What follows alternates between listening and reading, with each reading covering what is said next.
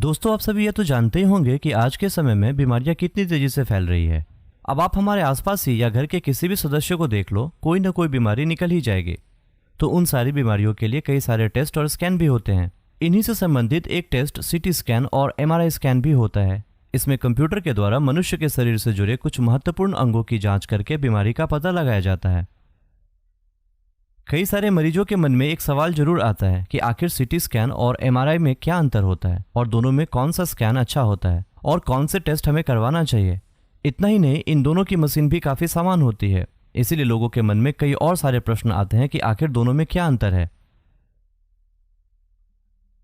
तो दोस्तों, चलिए आज के वीडियो में ये जानते हैं कि सीटी स्कैन और एमआरआई स्कैन क्या होता है और इनमें क्या अंतर होता है।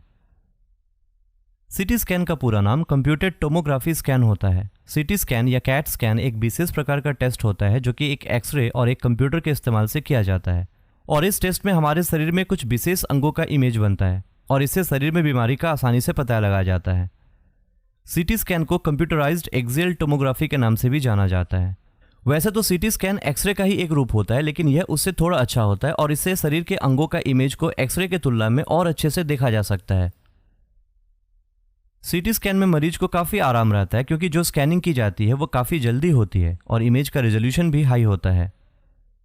सीटी स्कैन का उपयोग मुख्य रूप से चोटों और शरीर में हो रही बीमारियों का इलाज करने के लिए किया जाता है, क्योंकि इसके द्वारा निकली रिपोर्ट से यह क्लियर हो जाता है कि पेशेंट को क्या बीमारी है और शरीर का कौन सा हिस्सा किस कारण से प्रभावित है। सीटी स्कैन का उपयोग muscles disorder, bone fracture, tumour, cancer, heart disease, internal wounds और इंटरनल ब्लीडिंग का पता लगाने के लिए किया जाता है। सीटी स्कैन करने से पहले व्यक्ति को कुछ भी खाने पीने के लिए नहीं दिया जाता और सीटी स्कैन होते समय अगर उसने कोई लोहे की धातु या सोने के गहने पहने हो तो उसे निकाल दिया जाता है। इसके बाद व्यक्ति को बड़े आकार की सीटी स्कैन मशीन के अंदर टेबल पर सुलाया जाता है। इस दौरान व्यक्ति को हिलना डुलना बिल्कुल नहीं होता है, नहीं तो स्कैन का इमेज धुंधला हो सकता है। इसलिए मरीज को अंत तक एक ही पोजीशन में रहने को कहा जाता है। सीटी स्कैन के द्वारा एक संकीर्ण एक्सरे बीम का प्रयोग किया जाता है और वह व्यक्ति के शरीर के आसपास घूमता है और शरीर के अलग अलग भागों से इमेज की एक चेन तैयार करता है। शरीर के सभी भागों का क्रॉस सेक्शनल इमेज बनाने के लिए इसमें कंप्यूटर के द्वारा इस जानकारी का उपयोग किया जाता है। कई टुकड़ों में इमेज बनाने के बाद कंप्यूटर के द्वारा इस तरकीब को अपनाया जाता है। उसके बाद कंप्यूटर इन इमेजेस को स्कैन करके 3D इमेज के आकार में बदल देता है, जिसे डॉक्टर आसानी से देख लेते हैं और इसमें शरीर के सभी अंगों का इमेज स्पष्ट दिखाई देता है। सीटी स्कैन के जरिए शरीर के बारे में पूरी जानकारी मिलती है, जिसमें हेड, चेस्ट, स्केलेटन सब कुछ शामिल है। इतना ही नहीं, इसमें गर्दन, कंधे, रिप्रोडक्टिव ऑर्गन, यूरिनरी ब्लैडर आदि की भी आंतरिक जानकारी मिलती है।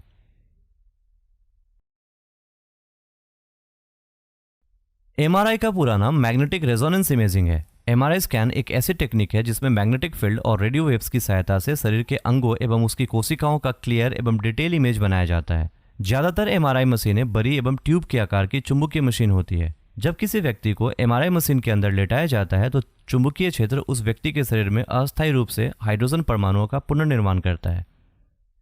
रेडियो वेव्स के कारण ये संगठित परमाणु एक बहुत ही कमजोर सिग्नल उत्पन्न करते हैं जो शरीर के विभिन्न अंगों का एक क्रॉस सेक्शनल इमेज बनाता है। इसके अलावा एमआरआई मशीन 3D इमेज भी बनाती है जिसे विभिन्न एंगल से देखा जा सकता है। यह डिफरेंट बीमारियों के निदान के लिए सेफ और एक्यूरेट इमेजिंग में से एक है। चलिए अब ये जान लेते हैं कि एमआरआई स्कैन कैसे किया जाता है। एमआरआई स्कैन करने के लिए सबसे पहले तो मरीज के हाथों की नस पर एक गैलन लाइन कॉन्ट्रास्ट डाई को रखा जाता है, जिसके द्वारा एमआरआई मशीन से डॉक्टर शरीर के अंदर की स्ट्रक्चर को देख सकता है।